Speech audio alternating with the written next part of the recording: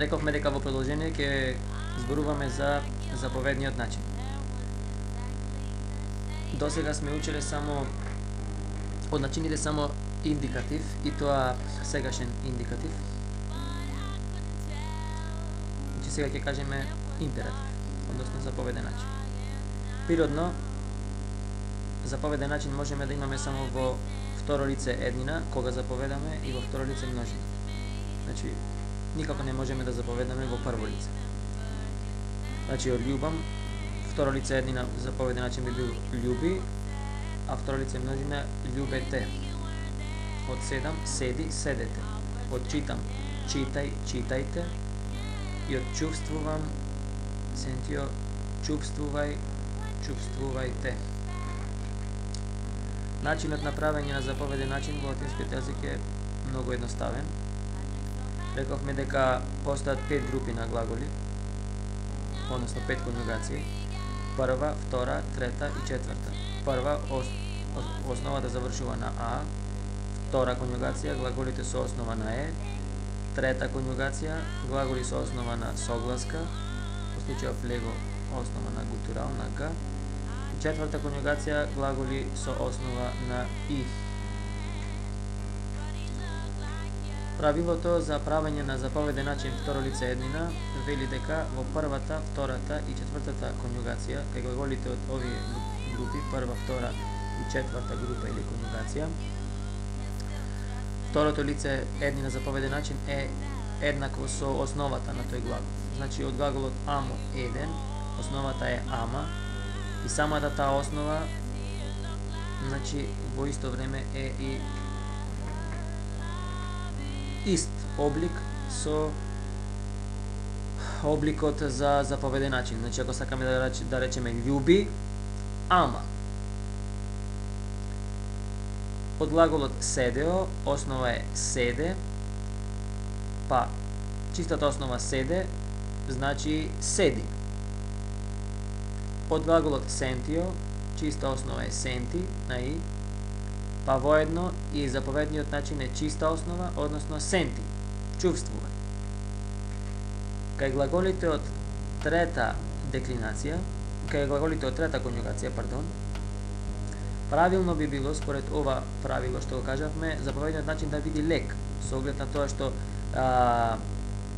основата од глаголот лего завршува на согласка, бидејќи од трета конјугација, односно на Г, лег.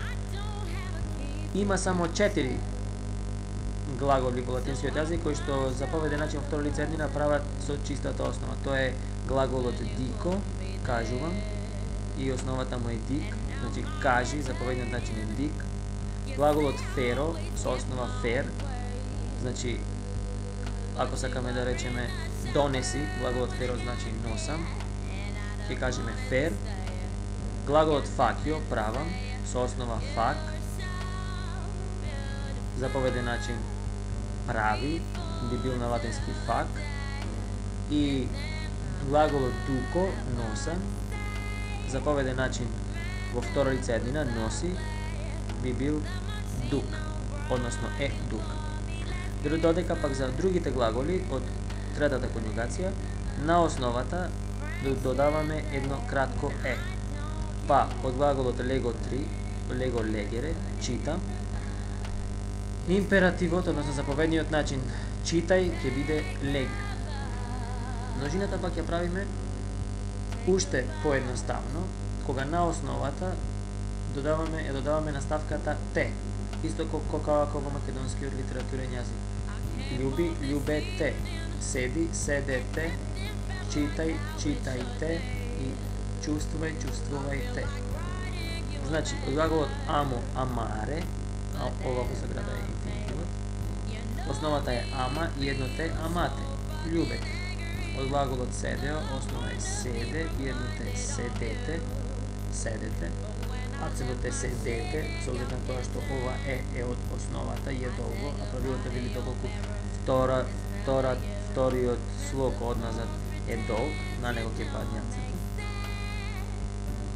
Лег, за третата конјугација ќе кажеме подесна, да видиме со глаголот сентио, чија што основа е сенти, додаваме едно те, сентите, исто така акцентот паѓа тука на и, со оглед на тоа што ова и од основата и е долго. Додека пак од глаголот е лего, основата е лег. Аналогно на горните, на претходното што кажавме, требало да биде легте. Значи на основата лег да се додаде те. Но со оглед на тоа што е тешко така за изговарање, меѓу основата и наставката се става еден тематски вокал, во случајот тоа е кратко и легите. И точно поради тоа што ова и е кратко, не паѓа на него акцентот, бидејќи преглото вели доколку на вториот слог одназад е краток, акцентот паѓа на третиот. Значи легите, читајте.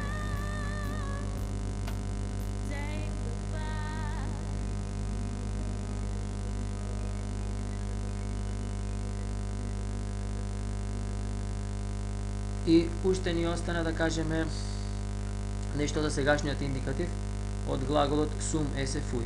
Од глаголот sum, ова есе инфинитивот, fui е перфектот кој не сме го учили до сега. Ќе го учиме на наредните часови. Глаголот sum не припаѓа во ниедна од групите, нити во прва, втора, трета, нити во четврта конјугација. Тој си има посебна флексија, посебно менување.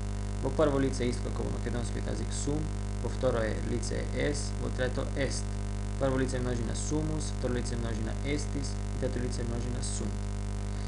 Можеме да направиме некои соодветства со промените и на другите глаголи во другите конјугации.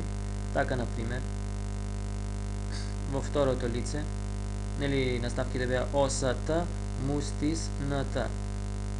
О го немаме, но sum ќе го запомниме бидејќи е идентичен со обликот на глаголот, на истиот глагол sum во македонскиот литературен јазик. Es е основата на глаголот es, со едно уште едно es како наставка, па двете es станале едно es. Па на основата es се додава едно т, est, ост. Па на основата с се додава mus, со еден тематски вокал, па добиваме sumus. Па на основата es се додава директно наставката tis, estis, и на основата с се додава ната со еден тематски вокал и се добива sunt. Значи имаме два облици на основата. Еднаш основата е с, а друг пат е s. С е во првото лице еднина, во првото лице множина и во третото лице множина, а s основата е во второ лице еднина, трето лице еднина и второ лице множина. Со тоа што помеѓу основата с и наставката секогаш имаме еден тематски вокал. Тоа бил о, но правилото вели дека о во крајна позиција краткото секогаш станува у. Па значи да имаме sum, sumus и sum.